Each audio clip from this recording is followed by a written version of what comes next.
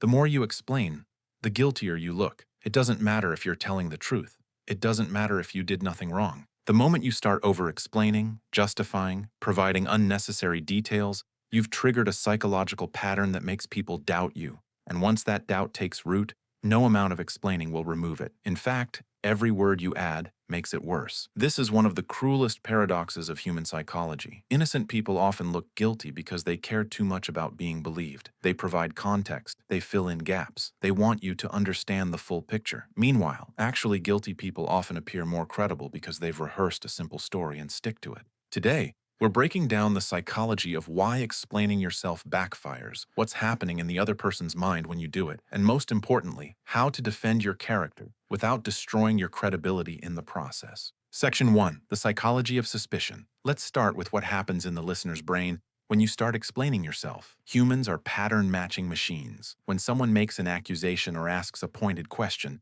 your brain goes into threat detection mode. You scan the other person's behavior for signs of deception. And here's the problem. Explaining behavior looks identical to covering behavior. Psychologically, when someone is telling a simple truth, they tend to be brief. Where were you last night? At home. That's it. No elaboration needed because there's nothing to hide. But when someone is lying, they know their story needs to be believable, so they add details. Where were you last night? Oh, I was at home. I got there around 7:30. I made dinner, pasta actually. Then I watched that show I told you about, the one with the detective, and then I went to bed around 10:30, maybe 11. Now here's where it gets dangerous. When an innocent person senses they're not being believed, they start adding details too. They think, if I just explain the full context, they'll understand. But to the listener, this looks identical to the liar's pattern. More words, more details, more justification. The Stoics had a principle for this. The truth requires no defense. Marcus Aurelius wrote that if something is true, it will withstand scrutiny without elaborate protection.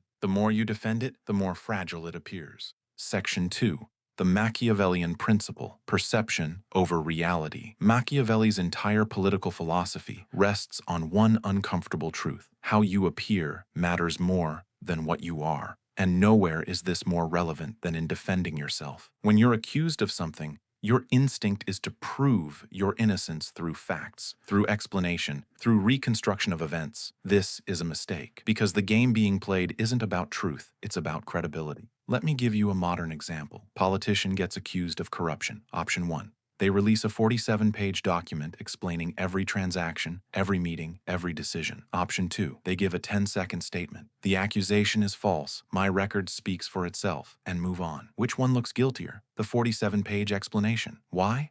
Because guilty people try to control the narrative through information. Innocent people don't feel the need to. This is the Machiavellian trap. The more you care about being understood, the less credible you become. The accusation isn't the real test. Your reaction to the accusation is. And here's the dark psychology element. Skilled manipulators know this. They'll make a baseless accusation specifically to watch you spiral into explanation mode. Your defensive reaction becomes the evidence they needed. You didn't do anything wrong, but your behavior after the accusation makes you look like you did. So if explaining makes you look guilty, what's the alternative? Let me show you what actually works. Section 3. The 3 types of explainers. Not everyone over-explains for the same reason, and understanding why you do it is the first step to stopping. Type 1. The people pleaser. You explain because you need the other person's approval. The thought of someone thinking poorly of you is unbearable, so you'll say anything to fix their perception. This isn't about truth, it's about anxiety. You're trying to regulate their emotions so you can regulate yours.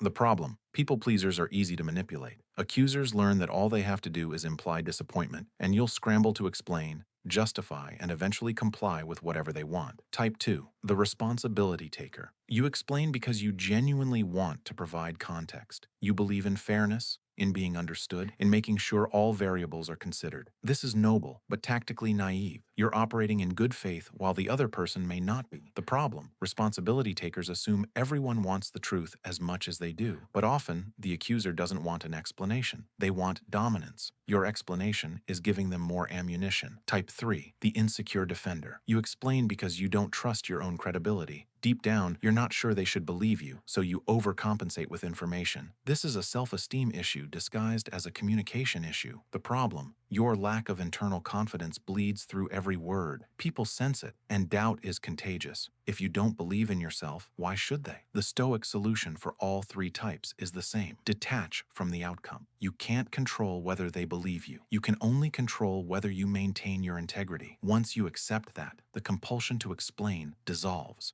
Section 4. The Stoic response. What to say instead. So what do you actually do when someone accuses you of something you didn't do? The formula is simple. State, don't explain. Did you tell her what I said? Wrong response. No, I would never do that. I don't even talk to her that much. And besides, I don't remember you telling me anything that sensitive. And even if you did, I wouldn't. Right response. No, I didn't. That's it. Then stop talking. Why were you late? Wrong response. Oh my God, traffic was insane. There was construction on the highway, and then I couldn't find parking, and my phone died so I couldn't call, and right response. Traffic was bad. I'm here now. Notice the difference. You're not being evasive. You're not withholding relevant information. You're just not volunteering unnecessary detail that creates more questions than answers. The second principle. If they push, repeat. Don't elaborate. Are you sure you didn't tell her? I'm sure. Not, I'm sure because of X, Y, Z. Just, I'm sure. This does two things psychologically. First, it shows you're not rattled. Liars get nervous when pressed. Truth tellers remain calm because they have nothing to track. Second, it forces the accuser to either accept your answer or reveal that they were never asking a question. They were making an accusation. Machiavelli would call this strategic economy of language. You give them nothing to work with, no contradictions to exploit, no extra details to cross-examine. The third principle, if you must provide context, do it once, briefly, and then close the loop. I need to know why you missed the meeting. Family emergency. It's handled. What did I miss? You acknowledge the question. You gave the minimum necessary information. Then you redirect it.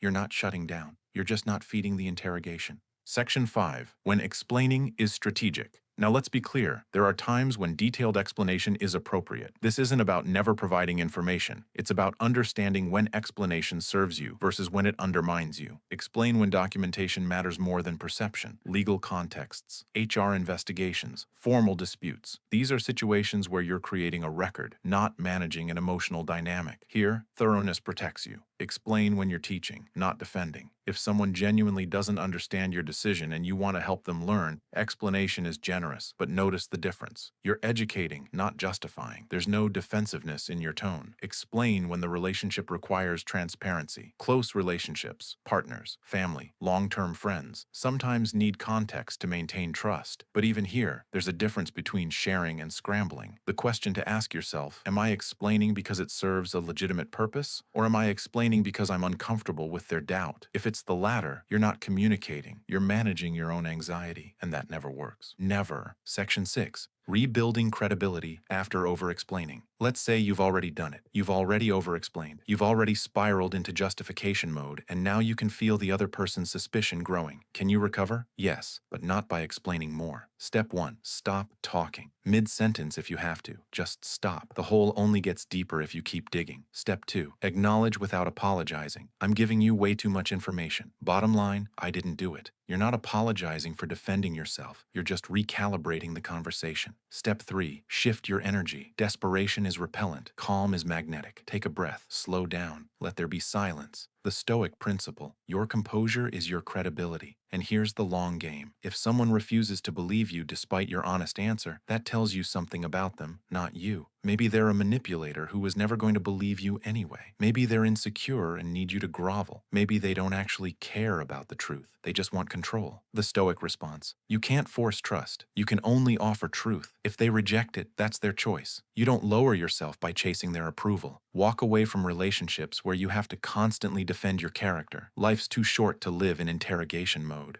The truth doesn't need a defense attorney. It just needs a witness. And that witness is you.